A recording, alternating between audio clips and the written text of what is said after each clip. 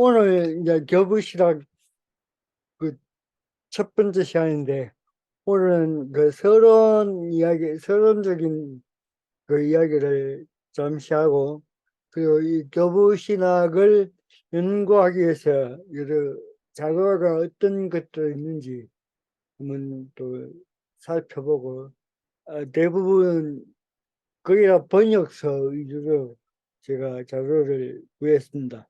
그리고 지난 우리가 학기까지 우리 한스킹의 글서교를 우리가 같이 강의를 했는데, 그 강의를 하면서 우리가 그 마지막 그 시간에 우리가 총 평가를 하면서 그 문제점으로 지적했던 것이 이제 구원사적인 그런 어떤 방향성이나 그런 개념들 또 그런 흐름들이 교회사 속에서 왜 나타나지 않았는가, 그런 문제가 이제 언제부터 그렇다면 그런 흐름들이 끊기고 어떤 윤리적이고 도덕적인 어떤 교회사 또는 그 신학적인 어떤 브로치가 이루어졌는가를 그, 그 지난 학기에 우리가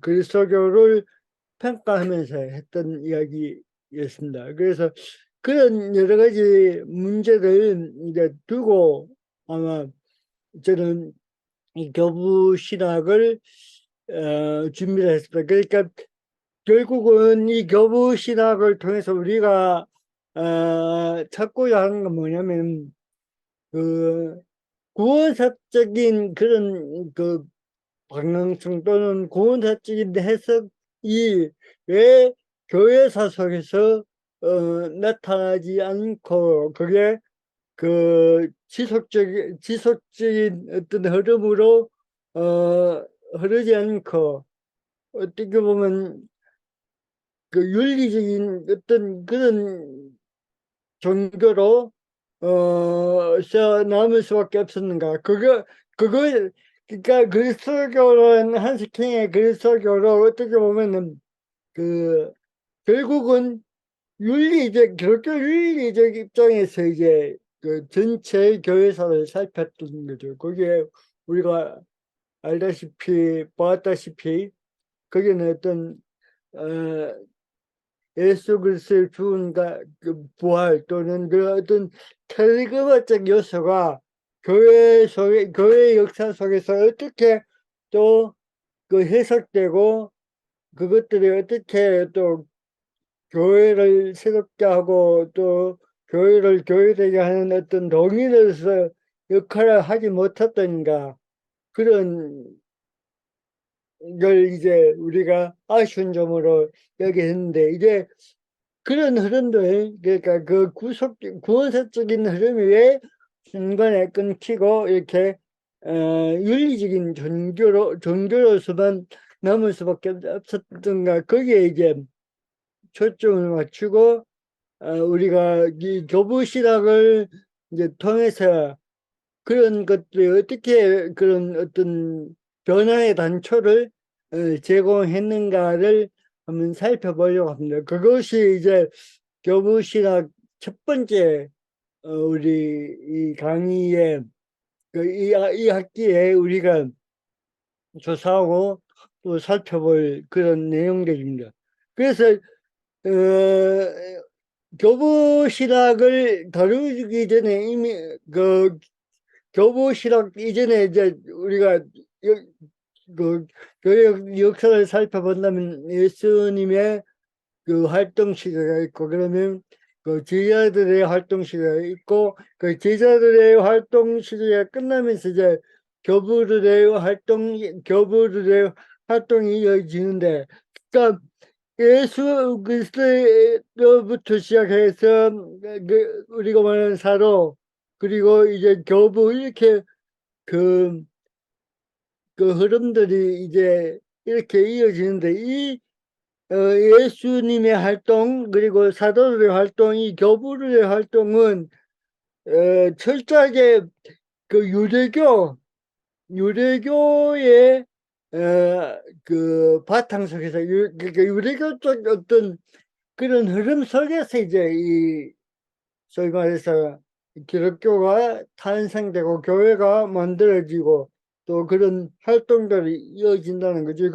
그러니까 우리가 교부들의 활동을 그리고 사도들의 활동과 그 예수 그리스도의 어떤 그 메시지를 이해하기 위해서는 그 당시에 그, 그 기본적으로 흐르고 있던 그 유대교와 어떤 관계에 이 기독교가 있었는가를 먼저 제거해 볼 필요가 있다고 생각했습니다. 그래서 우리가 다음 주부터는 이제 상세하게 이제 이 성경기 유대교와 기독교의 그 탄생 속에서의 그 관계성을 다음 주부터는 계속 상세하게 이야기할 텐데 오늘은 개론적인 이야기만 먼저 하겠습니다. 그래서 교부들의 시작을 다름에 있어서 먼저 우리가 먼저 살펴봐야 할 것이 뭐냐면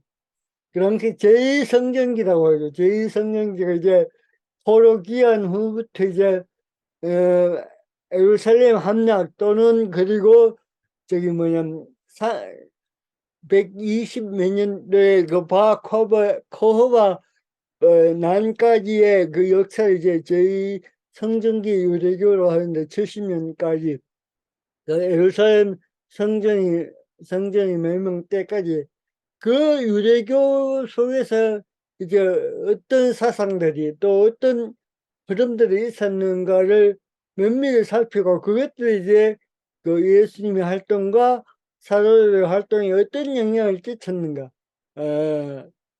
그렇게 이어질 필요가 있다고 생각했습니다. 그리고 또 하나는 우리가 이 그리스도교를 논하는 데 있어서 기독교를 논하는 데 있어서 유대교를 바탕으로 그 근거로 하지 않으면 기독교는 어떻게 보면 그 어떤 어, 뭐랄까요 근거를 잃어버리는 그 그런 또 하나의 그 근거를 잃어버릴 수도 있고 또 하나는 뭐냐면 처음에 이야기했던 것처럼 구원사적 흐름이라는 것은 바로 그 구약을 근거로 해서 그 유대교가 이제 어떻게 보면 이 구원사 속에서의 한 부분을 차지한다고 우리는 인정해야 합니다. 왜냐하면 이 유대교라는 그 가장 이제 뭐랄까요 그 중심을 하는 것이 바로 그러니까 성전과 율법을 이제 중심으로 하고 그 성경과 율법 속에서 나타난 유일신 하나님의 어떤 그 이념 그 신앙을 가지고 이제 이 유대교가 또 유지되었고 그게 또 발전되었기 때문에 그 어떤 구원사적인 측면에서 이 유대교를 그냥 간과하고 또 기독교를 이야기한다는 건 또 어려운 문제다. 그래서 먼저 우리가 제2성전기의 유대교가 어떤 상황이었고 어떤 또 그 사상들을 어떤 내용들을 가지고 있는지 먼저 살펴볼 필요가 있다고 그래서 이 제2성전기의 유래교부터 이제 저는 그 교부 신학의 출발점으로 삼으려고 합니다. 그래서 이 제2성전기 유래교를 우리가 연구하는 데서 제가 두 가지 책을 참고를 했습니다. 하나는 초기 유대교와 예수운동이라는 그 머피가 이 사람은 미국 사람입니다. 여기에 보면은 그 유대교와 그 기독교의 어떤 관계를 이제 역사적으로 설명하고 있습니다. 그리고 그래 비가지는 그 제2성경기 유대교라는 이 책은 이제 그 특별히 책의 그 위의 책과 다른 점은 뭐냐면은 그 우리가 초기 교회에서 일어났던 그 영지주의 운동이 또 유대교랑 어떤 관계가 있는가를 또 여러 가지로 설명하는 부분이 나옵니다. 그래서 그 영지주의라는 것이 단순히 기독교의 일환이 아니고 어쩌면 이 영지주의의 그 탄생 배경에는 어떤 유리교와 일단 먼저 그 우선적인 관계성 속에 있다는 것을 또 이 책에서 우리가 발견할 수가 있습니다. 그리고 그 다음에 이제 우리가 다뤄야 될 게 그 유대교 이제 이 부분이 바로 우리가 잘 아는 중간 시대의 역사를 이야기를 하는 거죠. 그래서 그 중간 시대에 우리가 또 빼놓을 수 없는 게 하스몬 마카비로부터 시작된 마카비 혁명을 통해서 시작된 그 하스몬 왕조가 결국 이 마카비 혁명은 왜 일어났는지 우리가 그 원인을 여러 가지로 설명될 수 있겠지만 가장 이 혁명의 그 키포인트 중심적인 어떤 이념을 삼았던 게 바로 그 유대교가 헬라화되는 그 헬라 문명을 받아들이고 이 유대교 전체 또는 유대지역 전체가 어떤 헬라화되는 데에 그, 그 헬라화를 이제 반대하고 그 헬라화를 막기 위해서 이제 이 마카비 혁명이 일어났고 또 하스본 왕조가 그래서 생겨나게 되는데 그럼에도 불구하고 이제 어쩌면 이 하스본 왕조에서부터 또 마카비 때부터 이미 그 유대교 안에는 헬라화가 일어나고 있었고 특히 그 당시에 그 그 당시 유대교 지도자가 바로 그 정치 지도자들이었죠. 그러니까 이 하스몬 왕조라는 것이 우리가 잘 아는 대로 그 왕이 제사장과 왕을 경쟁하는 그런 어떤 정치 구조 또 종교적인 구조를 가지고 있는데 이런 이 그룹들이 그 처음에는 이 헬라를 반대했지만 결국에는 이 유대교가 그 그, 그 정치적 이거 종교적인 지도자들 틈에서 이미 헬라화가 이루어지고 또 그런 어떤 영향들이 또 그리스도교에 영향을 미쳤다. 그러니까 헬라는 기독교 때부터 그 기독교에만 영향을 미쳤던 것이 아니고 그 유대교 때부터 어쩌면 그 영향 아래 있었다. 그래서 여기 이 그 헬라화와 그 유대교 헬레니즘과 그 유대교의 관계를 아주 상세하게 이제 설명한 책이 바로 행렬이지어는 그 대표적인 책 유대교 헬레니즘 1, 2, 3권이 있습니다. 이 책을 참고하면 이제 이그 제성전기 유대교 안에서 그 역사 속에서 헬라가 어떻게 진행되었고 또 어떻게 그 영향을 받아서 어, 또 어떤 이념들이 어떤 사상들이 유대교 안에 그 태동하고 생겨나게 되었고 발전하게 되었는가를 그 상세하게 설명해 주고 있는 책이 바로 유대교의 헬레니즘이라는 1, 2, 3권 책이 있습니다. 이 책을 참고해서 우리는 또 헬라화와 또 유대교의 관계를 한번 짚어보려고 합니다. 그러면 이제 예루살렘 성전이 70년에 무너지고 바로 코크바 반란이 이제 이 바로 코코바 반란의 원인은 로마 제국이 이제 이 유대인들에게 부과했던 그 세금 때문에 일어나는 반란인데, 어쨌든 이 두 개의 위기를 통해서 이제 성전이 무너지고 반란이 일어나면서 이때부터 이제 기독교와 유대교의 분리가 시작됩니다. 그러니까 70년 이전까지 어떻게 보면 그,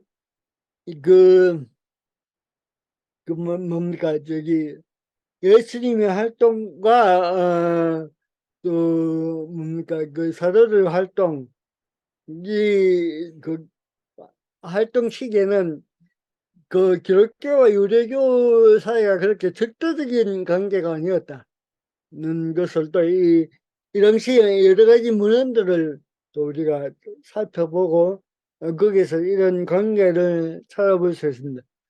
그래서 그 유대교에 있어서 성전이 무너지는 것은 하나의 또 큰 어떤 그 유대교의 전환점이 되는데 뭐냐면은 바로 그 성전이 없어졌기 때문에 율법을 이제 아주 그 핵심적인 가치로 삼고 이 율법을 또 지도하고 가르치는 바리새인들을 중심으로 해서 납비 유대교가 이제 이때부터 생성이 되는 거죠. 그러니까 이 납비는 바로 그 바리새인들의 그 공동체에서 납비들이 출발되는 거죠. 그래서 이 납비와 그 유대교가 되면서 이 기독교와 유대교가 차츰차츰 이제 갈라지기 시작하는데, 그럼에도 불구하고 그 유대교와 기독교의 관계가 언제까지 지속되느냐 하면은 뭐 여기 보시면 나우리기아 공예, 그러니까 AD 363년까지 어떻게 보면 거의 보십시오. 그러니까 예수님의 활동, 그리고 사도의 활동, 그리고 그 우리가 말하는 석사로 활동, 그리고 그다음에 이제 그 이란과 말설과 또 변정가를 나타나는 그 시기까지 어떻게 보면 거의 한 300년 동안 기독교가 생기고 나서 한 300년 동안 이 유대교와 깊은 관계가 있었다는 거죠. 그래서 이런 측면에서 바로 우리가 그 기독교의 출발을 하는 데 있어서 그 기독교의 출발점을 이해하는 데 있어서 그 유대교를 빼놓고는 이제 온전히 기독교를 설명하셨다, 그 이야기입니다. 그래서 그렇기 때문에 우리가 그 제2성전기의 유대교를 또 우리가 살펴봐야 하는 그런 이유가 되는 거죠. 그리고 이제 이렇게 유대교와 기독교가 이제 그 관계 속에서 이제 그 유대 기독교라는 그 어떤 하나의 그룹이 이제 처음부터 생기게 되는데, 이것은 이제 예루살렘에 있던 그 공동체를 그 이야기하기도 하고, 어쨌든 이 유대 기독교의 이제 지도자를 많은 그 학자들이 이야기하는데, 그 야고보가 바로 이 유대 기독교의 그 핵심적인 지도자였고 또 인물이었다. 그래서 이 유대 기독교가 거의 한 2세기 동안 이제 활동하다가 이제 그 뭡니까, 그 기독교 안에서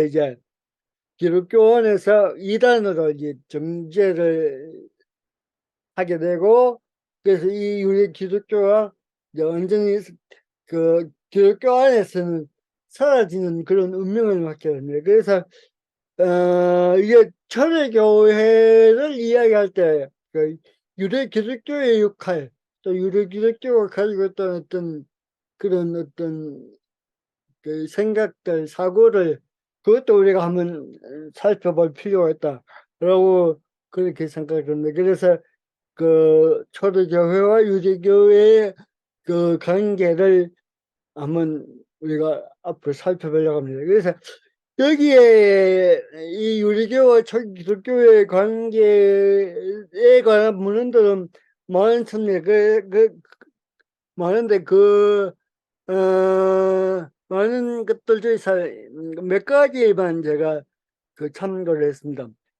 그 복음이제는 그 예수와 이스라엘의 하나님, 이 책은 바로 어떻게 보면 그 유대교가 가지고 있던 유일신 하나님이 어떻게 예수 그리스도가 하나님의 동등한 존재로서 이제 그 경배를 그 받게 되었는가, 그 문제에 이제 집중을 하고 있습니다. 그리고 이 타로가 저는 주 예수 그리스도라는 이 책도 바로 이 복음이지는 그 예수와 이스라엘 하나님과 같은 어떤 내용을 가지고 있는데, 이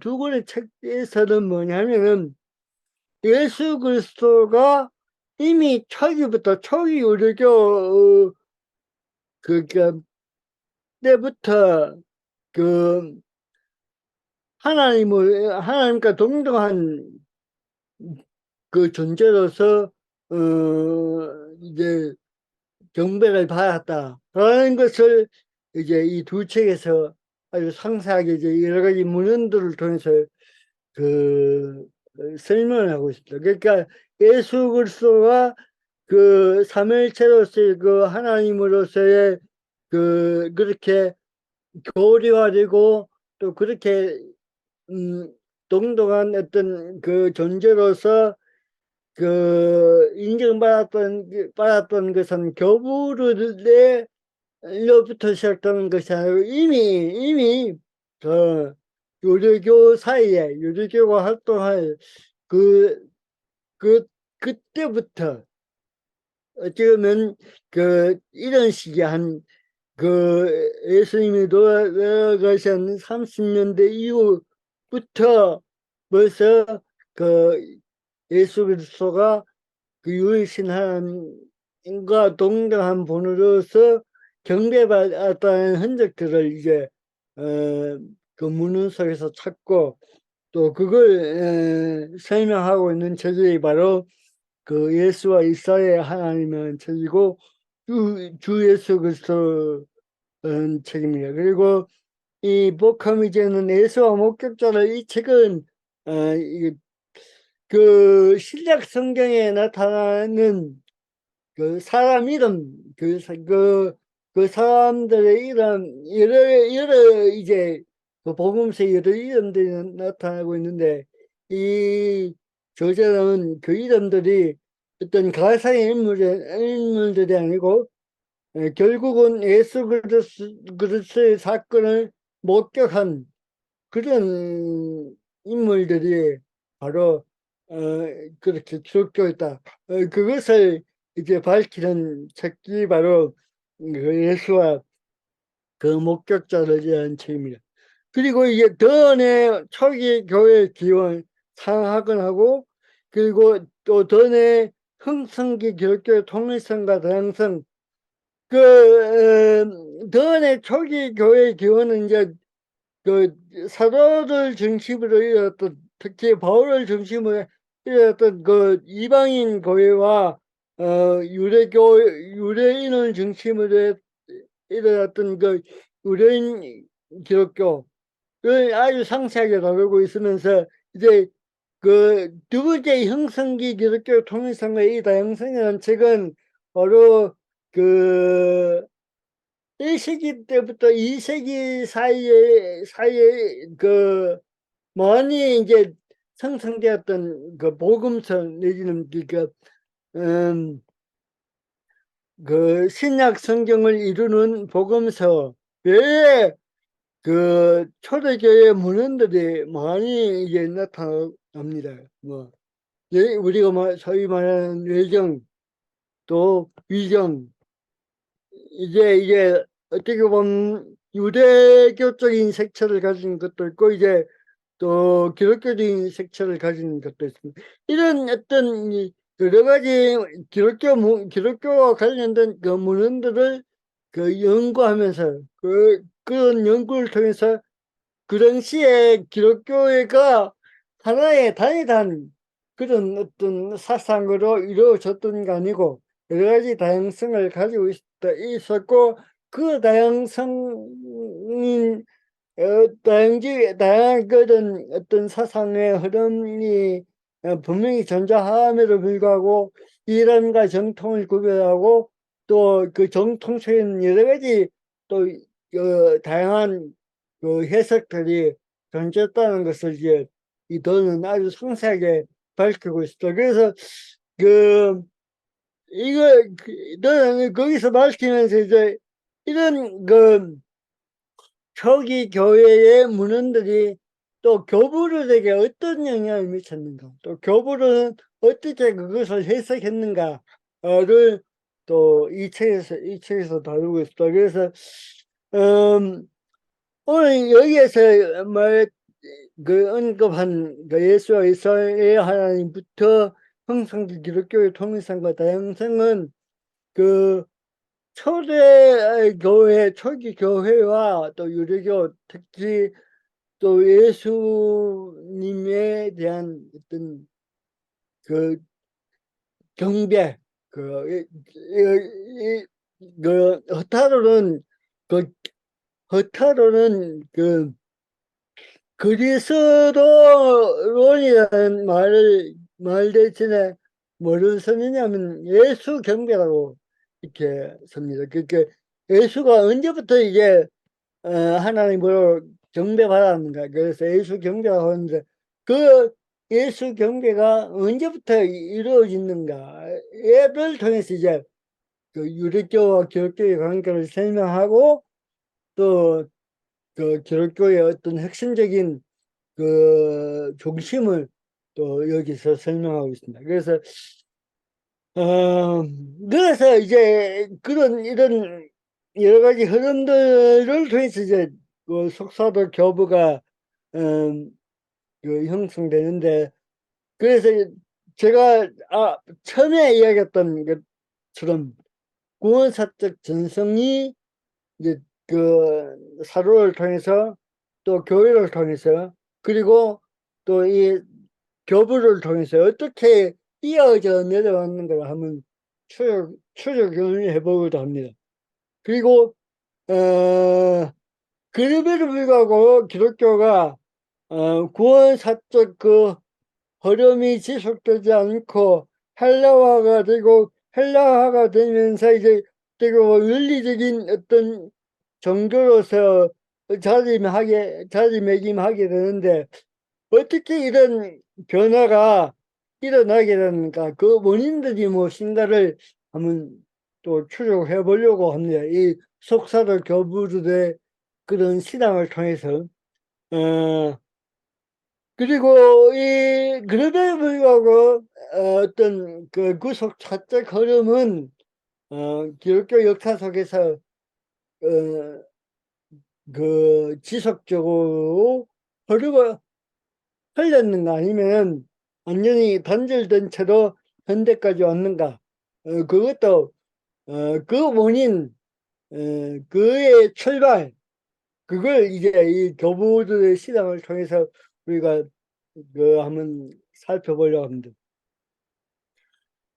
교부 신학을 다루기 전에 이제 우리가 먼저 그 계속 이야기했던 것처럼 그 예수 그리스도 사건의 중심은 바로 예수 그리스도의 부활 사건입니다. 이 부활 사건은 앞에서 이야기했던 허타루나 뭐 거기 복함이나 이런 학자들의 책에서 아주 핵심적인, 그러니까 기독교의 아주 핵심적이고 적인 사건이죠. 그 기독교의 출발이기도 하고.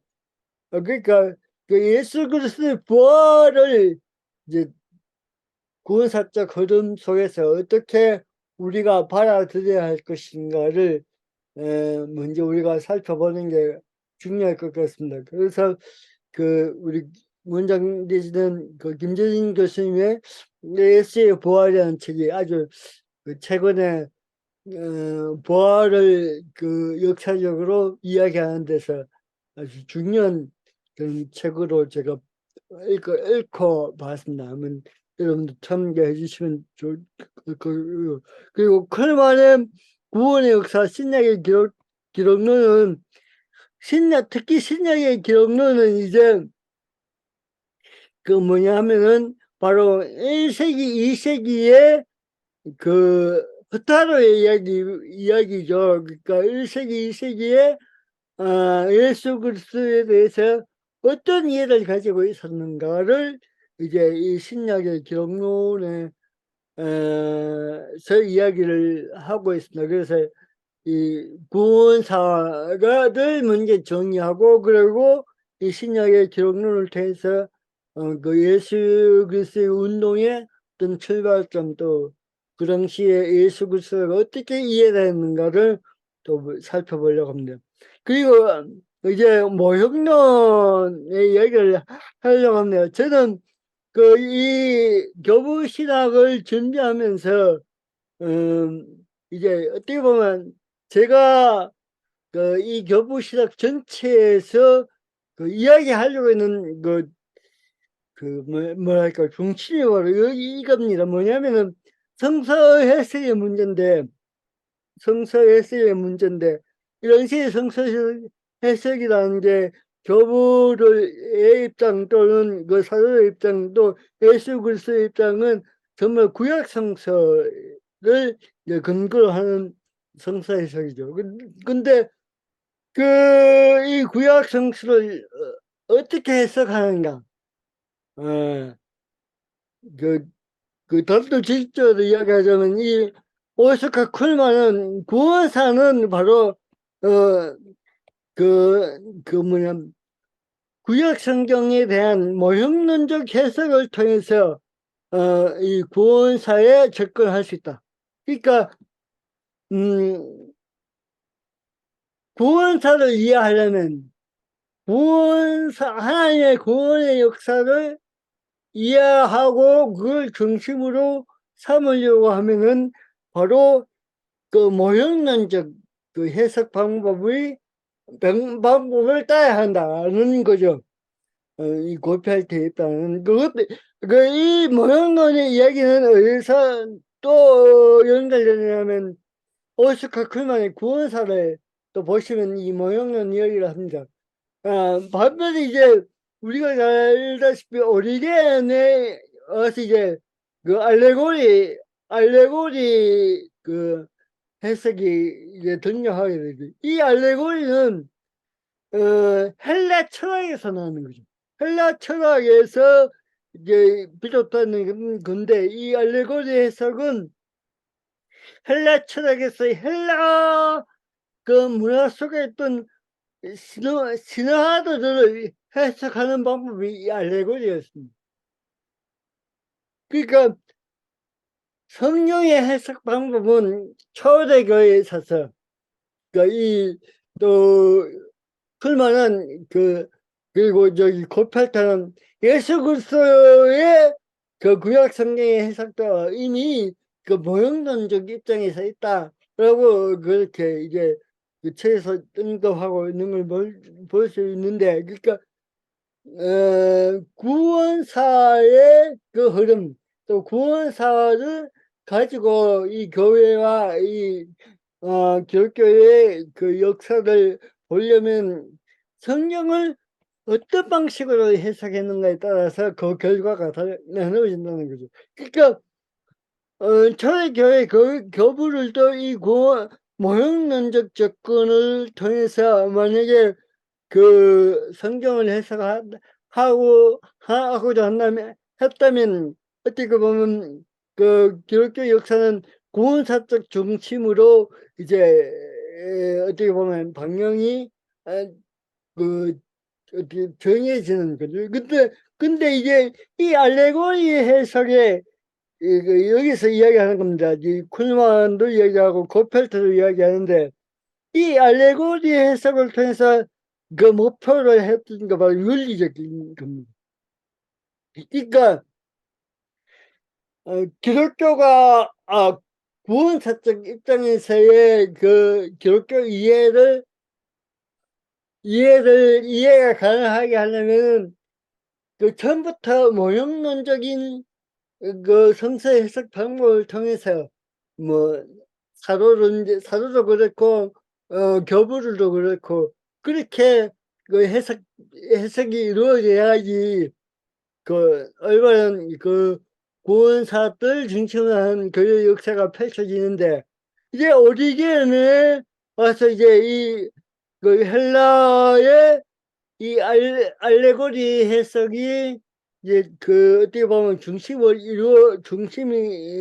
됨으로써 이제 어떤 구원의 역사보다는 그 윤리적인 어떤 이념이 기독교 역사 속에서 중심이 되어버린.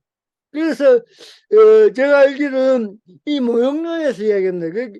이 모형론에서 뭘 얘기하고 있느냐면 이 알레고리 해석이 중세교회의 그 핵심적인 흐름이었고 그 뉴트에 와서 이제 이 그 알레고리가 해석이 끝나고 이제 다시 이 모형론적 해석으로 이제 다시 돌아갔다라고 그렇게 이야기를 하고 있습니다.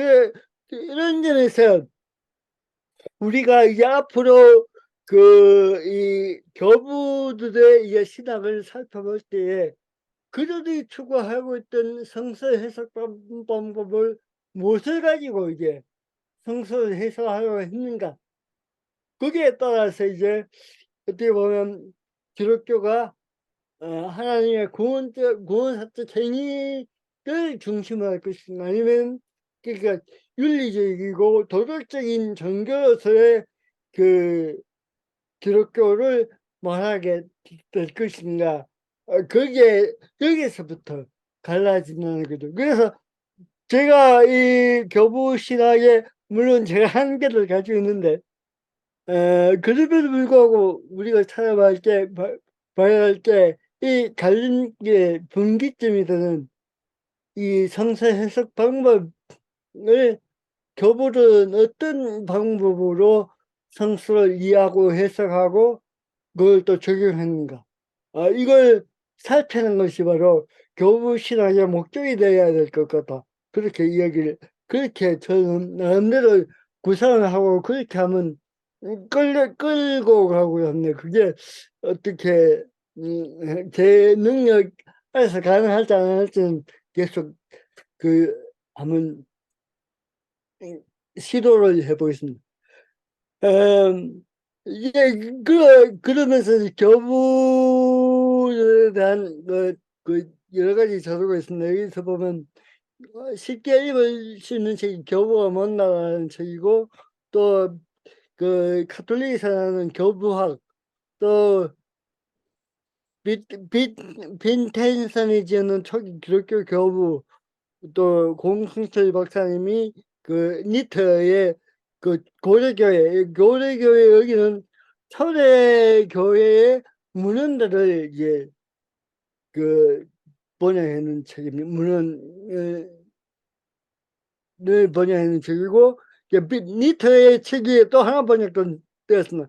고려 그리스도 역사 책 그리고 교부의 신학 사상 그리고 이제 기본적으로 갖춰야 될 게 뭐냐면 유세비우스의 교회사는 가지고 있어야 합니다. 그리고 설턴의 그 성령론은 이 책에 나왔는데 이 책에도 교부들의 성령론을 이제 한 챕터를 다루고 있어요. 그래서 이 교부들이 이해했던 그 성령론을 우리가 또 한번 살펴보려면 이 책을 우리가 참고해야 될 것 같습니다. 그리고 그리마이어의 교부의 글쓰러운 이 책이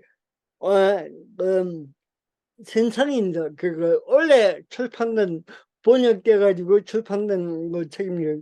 2023년도 8월 달에 출판된 책이에요. 교부를 글쓴 이게 세 권 시리즈인데 이제 첫 권이 발행됐는데 사도시대 때부터 칼캡턴 공예 때까지 어떤 글선을 연구한 책입니다. 그래서 저는 이 책을 이제 아마 한번 중심적으로 한번 내용들을 살펴보면서 제가 아까 전에 설명됐던 성서 해석의 초점을 맞추고 교부 신학을 이번 학기에 한번 이제 하려고 합니다. 그래서 여러 가지 책들이 오늘 책들을 여러분들한테 많이 소개해 줬는데 제가 만약에 여러분들에게 만약에 꼭 읽어보셔야 한다면 앞으로 제가 원고를 지금 쓰고 있는데 그 원고가 잘 안 나오면 이 책에 있는 내용을 좀 중심으로 하겠습니다. 그래서 이 책을 사시고 앞에 나왔던 그 앞에서 우리가 이야기했던 뭡니까 허타로의 주예수 그리스도 이 책을 한번 제가 그럽니다. 이 책이 언제부터 이제 하나님과 그리스도가 일체 거기에서는 이제 일체라고 합니다. 그러니까 예수 그리스도와 유일신 하나님 이 경계가 언제부터 이제 이 유대교와 기독교 속에서 형성되고 그런 경계가 이루어졌는지를 아주 상세하게 연구한 책이기 때문에 이 책을 통해서 우리가 예수 그리스도의 어떤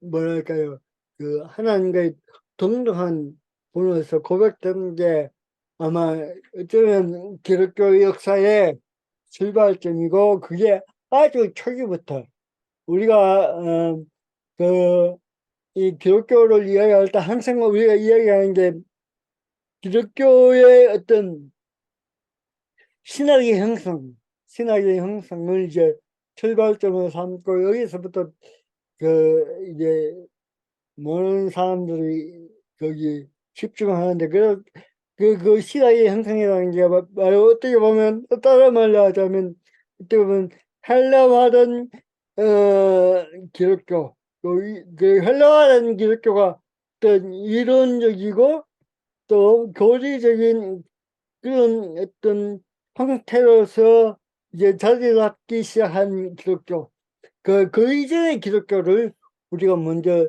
한번 살펴볼 필요가 있다. 그게 바로 초대교회 사도들과 또 그 사도를 이었던 교부들의 활동을 우리가 살펴봄으로써 이제 우리가 잃어버렸던 교회 전체 현대 교회까지 그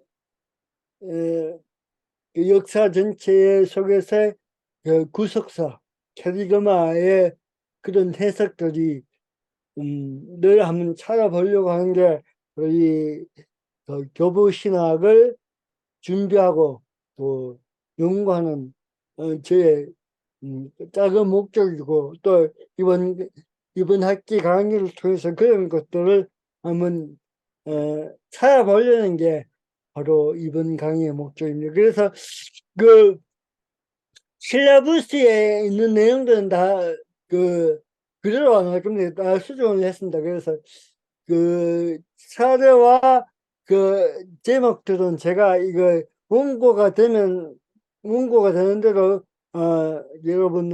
여러분들에게 제공해드리고 또 원고가 조금 부족하면 그레이마이어가 그 교부들의 글서 언어를 가지고 이 책을 중심으로 해서 그 교부들의 신학을 한 학기 동안 진행하려고 합니다.